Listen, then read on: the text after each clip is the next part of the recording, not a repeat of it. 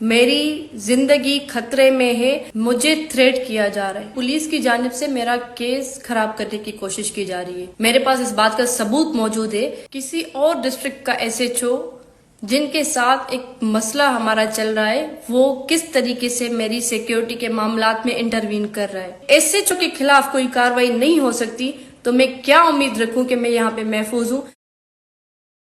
جس دیش میں عہدے داروں سے عہدے نہ سنبھالے جاتے ہوں، جس دیش میں جان کے رکھوالے خود جانے لے معصوموں کی، جس دیش کے عادل بہرے ہوں آہیں نہ سنے معصوموں کی، جس دیش میں حاکم ظالم ہوں سسکی نہ سنے مجبوروں کی، اس دیش کے ہر ایک حاکم کو سولی پہ چڑھانا واجب ہے، اس دیش کے ہر ایک ظالم کو سولی پہ چڑھانا واجب ہے۔ میں سندھ اور پاکستان کی بیٹی ام ربا، آج میرا یہ ویڈیو پیغام آئی جی سندھ پولیس رفت مختار صاحب کے نام ہے۔ آئی جی صاحب، میں سندھ کی وہ بیٹی ہوں کہ جس نے اپنے باپ، دادا اور چچا کا جنازہ ایک ہی دن میں اٹھایا۔ میں 6 سالوں سے انصاف کے لیے ماری ماری پھرتی رہی ہوں، میری جان کو شدید خطرہ لاحق ہے۔ آئی جی صاحب، آپ کی پولیس کی جانب سے میرا کیس خراب کرنے کی کوشش کی جا رہی ہے، مجھے تھریٹ کیا جا رہا ہے، مجھے ہراس کیا جا رہا ہے۔ ایس ایچ او امداد چانڈیو، جس کا والد میرے کیس میں اکیوزڈ ہے، جیل کسٹڈی میں موجود ہے، اور سردار چانڈیو وہ بھی اسی سیم کیس میں، ٹرپل مرڈر کیس میں اکیوزڈ ہے۔ تو اسی ایس ایچ او کو سرداروں کے ہوم ڈسٹرکٹ میں کس نے پوسٹنگ دلائی ہے؟ آپ ذرا اس پہ غور کریں۔ آئی جی صاحب، میں آپ میں امید رکھ کے یہ بات کہہ رہی ہوں کیونکہ آپ بات کرتے ہیں امن کی، آپ بات کرتے ہیں کہ ایک چینج آئے گا، تو میں آپ سے یہ بات کرنا چاہ رہی ہوں کہ اگر آپ اپنی پولیس کے ان بھیڑیوں کو نہیں پہچان پا رہے تو آپ اپنے ڈپارٹمنٹ پہ پڑھ لیں انا للہ و انا الیہ راجعون۔ اب پھر یہ امید نہ رکھیں، یہ آپ گمان بھی نہ رکھیں کہ کوئی امن ہو سکتا ہے، کوئی چینج آ سکتا ہے۔ جب میں نے آپ کے ڈپارٹمنٹ سے ہائی آفیشل سے بات کی ہے تو ان کا یہ کہنا ہے کہ یہ کوئی سیاسی پوسٹنگ نہیں ہے۔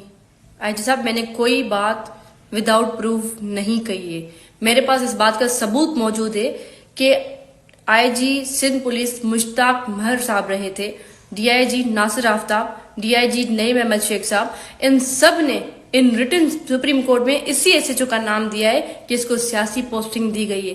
سیم ڈسٹرکٹ میں، سیم پولیس اسٹیشن پہ اس کو 2 سال پہلے آپ لوگ کلیم کر رہے ہیں کہ سیاسی پوسٹنگ ہے، اور 2 سالوں کے بعد آپ اسی ڈسٹرکٹ میں اس کو پوسٹنگ دیکھ کر یہ کلیم کر رہے ہیں کہ وہ کمپیٹنٹ ہے۔ وہ 2 سالوں میں اتنا کمپیٹنٹ ہو گیا کہ آپ نے اسی ایس ایچ او کو انہی لوگوں کے، انہی سرداروں کی گود میں بٹھا دیا ہے۔ آئی جی صاحب، یہ بڑی ناانصافی ہے، یہ ناانصافی کوئی بھی برداشت نہیں کر سکتا۔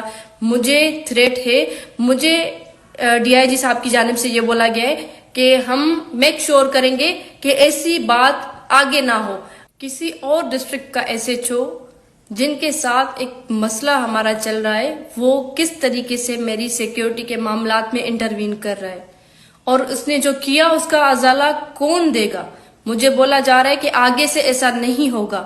مجھے یہ بتائیں کہ جو ہوا، کیونکہ میرا جو کیس میں وٹنس ہے اس کو اس بات کا اتنا اثر ہوا کہ یہ پوری میڈیا نے بھی رپورٹ کیا ہے، وہ کورٹ کے اندر بیان دیتے ہوئے بے ہوش ہو گیا۔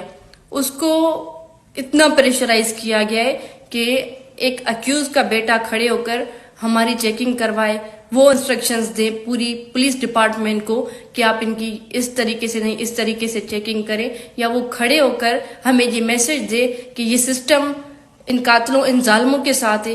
تو یہ بہت ناانصافی ہے۔ جی صاحب، اس چیز کا نوٹس لیں، ادروائز آپ یہ گمان چھوڑ دیں کہ سندھ میں کوئی امن ہو سکتا ہے۔ میں حیران ہوں کہ میرا کیس اتنا ہائی پروفائل کیس ہے جس کو نیشنل انٹرنیشنل میڈیا نے کور کیا ہے۔ اس واقعے میں آئی جی سندھ پولیس کی سپریم کورٹ تک پیشیاں ہوتی رہی ہیں، اس کے باوجود بھی میرے ساتھ یہ سب کیا جا رہا ہے کہ ایک ایس ایچ او کے خلاف کوئی کارروائی نہیں ہو سکتی تو میں کیا امید رکھوں کہ میں یہاں پہ محفوظ ہوں؟ میں کیا امید رکھوں کہ جاگیرداروں کے خلاف کوئی کارروائی ہو سکتی ہے؟ میں یہ جس بولنا چاہتی ہوں کہ خدا را ہوش کے ناخن لیں، میری زندگی خطرے میں ہے، اگر مجھے کچھ ہوتا ہے تو اس کا ذمہ دار ڈی آئی جی لاڑکانہ ناصر آفتاب بھی ہوگا اور سندھ پولیس بھی ہوگی، پورا ڈپارٹمنٹ۔